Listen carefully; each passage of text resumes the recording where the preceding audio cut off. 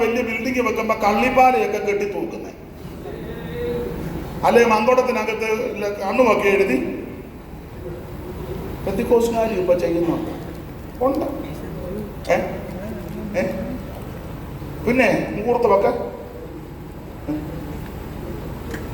അതാ ദൈവത്തിന് മഹത്വം. ഇപ്പൊ ഒത്തിരി പേരങ്ങനെ നോക്കുന്നുണ്ട്. പഴയ ആചാരങ്ങളും അനുഷ്ഠാനങ്ങളും മാമൂലും പാരമ്പര്യമൊന്നും വിട്ടിട്ടില്ല.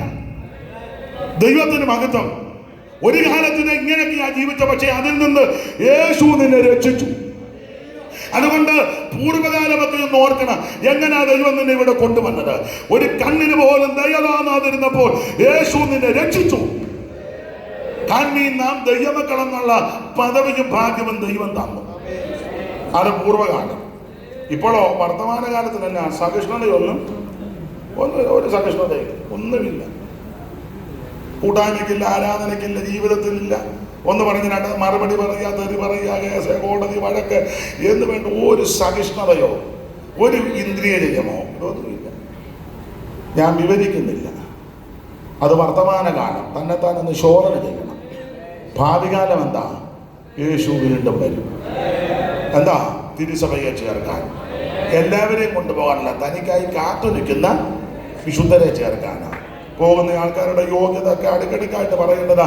ഇന്ന് അതിനെ മുതിരുന്നില്ല എങ്കിലും ഇത്രയും നേരം കേട്ടിരുന്നല്ലോ, മതി. ഗുണമാകാനാന്ന് ഇതൊക്കെ മതി, നന്നാകാനാന്ന് ഇത് ധാരാളം. അതുകൊണ്ട് വിശ്വസ്തരും വിശുദ്ധരുമായി ജീവിച്ച് പ്രമാണം കാത്ത് പൂർവ്വകാലത്തിൽ നിന്ന് നിന്നെ രക്ഷിച്ച ദൈവത്തെ മഹത്വപ്പെടുത്തി സഹിഷ്ണുതയും ഇന്ദ്രിയജയവും കൈമുതലാക്കി വേർപാടും വിശുദ്ധിയും കാത്ത് ഉപദേശത്തിന്റെ പ്രമാണത്തിന്റെ പവിത്രത വിടാതെ ഓരോ ദിവസവും മാനസാന്തരപ്പെട്ട് വേഗം വരുന്ന കർത്താവിന് എതിരേൽപ്പാൻ ഒരുങ്ങണം. ആരും കൈവിടപ്പെട്ടു പോകരുത്. യേശു ക്രിസ്തു ഏകരക്ഷകൻ, യേശു ക്രിസ്തു മാത്രം രക്ഷകൻ, മറ്റൊരുത്തനും രക്ഷയില്ല.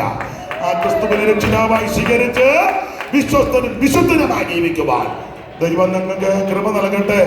പറഞ്ഞതില് ഒരു 4 മിനിറ്റ് ആ ക്ലോക്ക് ശരിയാന്ന് കവർന്നെടുത്തു. അതങ്ങ് ക്ഷമിക്കേ.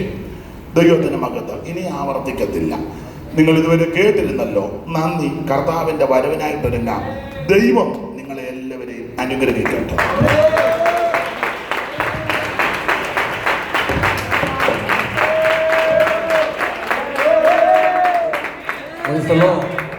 ഇന്ന് രാത്രി ഐശ്വര്യമായി ദൈവവചനം പ്രസ്താവിപ്പാൻ കർത്താവിൻ്റെ അഭിഷക്തനെ കർത്താവ് കരങ്ങളെടുത്തല്ലോ.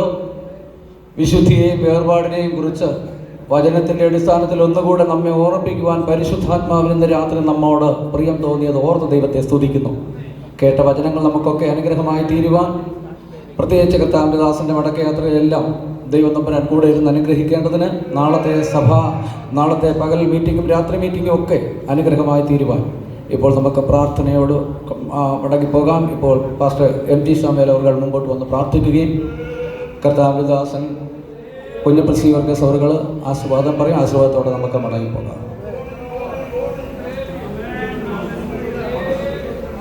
പ്രാർത്ഥിക്കാം. പരിശുദ്ധ ദൈവമേ, ഞങ്ങളുടെ സ്വർഗീയ കർത്താവേ, നന്ദിയോടെ ഞങ്ങൾ സ്തോത്രം ചെയ്യുന്നു. മണ്ണൂർ സെൻറ്ററിൻ്റെയും കേരള തിയോളജിക്കൽ സെമിനാരിയുടെയും 26ാമത് കൺവെൻഷൻ അതിൻ്റെ പ്രാരംഭ ദിനത്തിൽ ഞങ്ങളെ ഇത്രത്തോളം സഹായിച്ച, ഞങ്ങളുടെ കൃപ പകർന്ന, നല്ല ആരാധനയിൽ പങ്കുകൊള്ളുവാൻ, നല്ല ഗാനങ്ങൾ പാടി അങ്ങ് സ്തുതിപ്പാൻ, അങ്ങയുടെ നാമത്തിൽ ഈ കൺവെൻഷനെ ഞായറാഴ്ച വരെയുള്ള മീറ്റിങ്ങുകളെ ഉദ്ഘാടനം ചെയ്യുവാൻ ഹാളിൽ